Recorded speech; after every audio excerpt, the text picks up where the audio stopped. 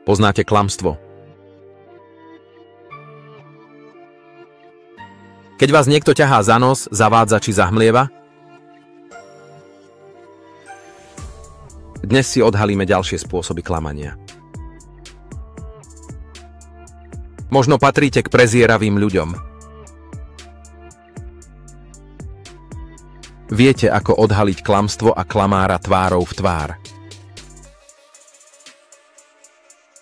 Veľa totiž prezrádza ako mimika, tak aj postoj tela a podobne. No ak využívate elektronickú formu komunikácie, respektíve písomnú formu, je to s odhaľovaním klamstva ťažšie. Musíme konštatovať, že klamanie je zo strany nečestného písateľa oveľa jednoduchšie. Lož v písomnej podobe veru častokrát prejde. Preto vám ponúkame tipy, ako odhaliť klamstvo, keď je písané. Treba k tejto téme doplniť, že vo veľkej miere zdieľanie informácií z očí do očí preferujú najmä ľudia priami, ktorí nemajú čo skrývať.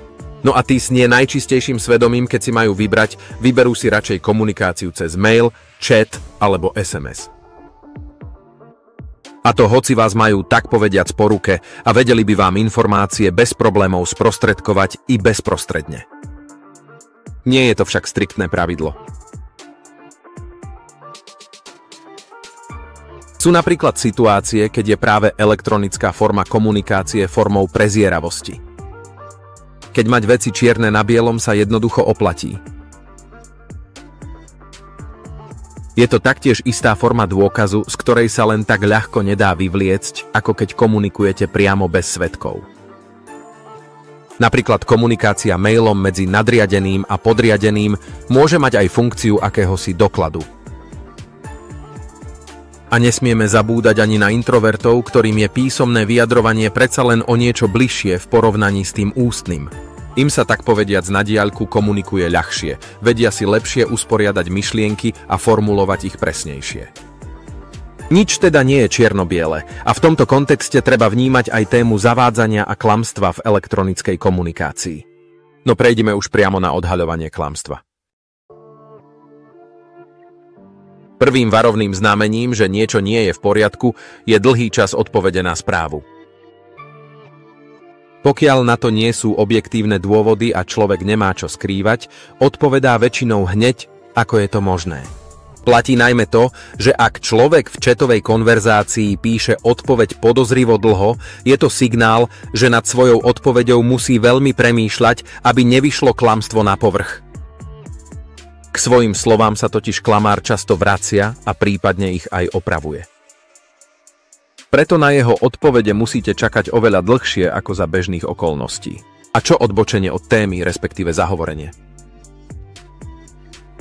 Ešte viac by ste mali spozornieť v prípade, ak ste sa v SMS či e-maile niečo pýtali, ale na danú otázku vám v podstate nebolo zodpovedané. Odpoveďou mohla byť napríklad protiotázka alebo venovanie sa nepodstatným veciam. V tom prípade môže ísť o zastierací manéver. Tu pomôže asertívny prístup a dožadovanie sa odpovede, čo nezriedka vyvolá nervozitu a s veľkou pravdepodobnosťou i odhalenie klamstva.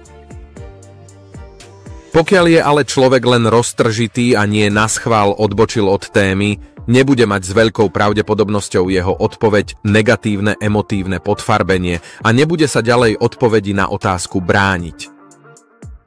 Vágne a nič nehovoriace správy taktiež poukazujú na to, že písateľ chce niečo zastrieť. Nezáväzné a nepresné výrazy ako napríklad uvidíme, asi, pravdepodobne, pokúsim sa, neveštia nič dobré. Odpisujúci sa možno chce vyvliecť zo sľubu, ktorý dal, prípadne využíva neproduktívnu odkladaciu techniku, lebo nechce riešiť veci, ktoré sú mu nepríjemné. Na klamstvo v SMS či e-maile môže upozorňovať aj nadbytočné využívanie zámen, predovšetkým osobných a privlastňovacích. Tak si spočítajte, koľko sa v správe nachádza slov, ako je ja, on, moje, jej. No a k tomu treba prirátať aj príliš obsiahle a kvetnaté súvetia. Pokiaľ sa tak daná osoba bežne nevyjadruje, je tu vysoké riziko, že vás v správe zavádza. Na ďalšie možnosti, ako odhaliť klamstvo v SMS-ky a elektronickej komunikácii, možno prídete aj sami.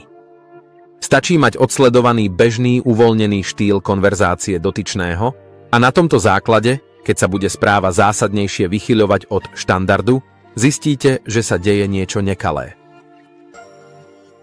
Vyžaduje si to od vás, aby ste sa trošku viac venovali detailom komunikácie a porovnávali, pokiaľ máte zlé tušenie.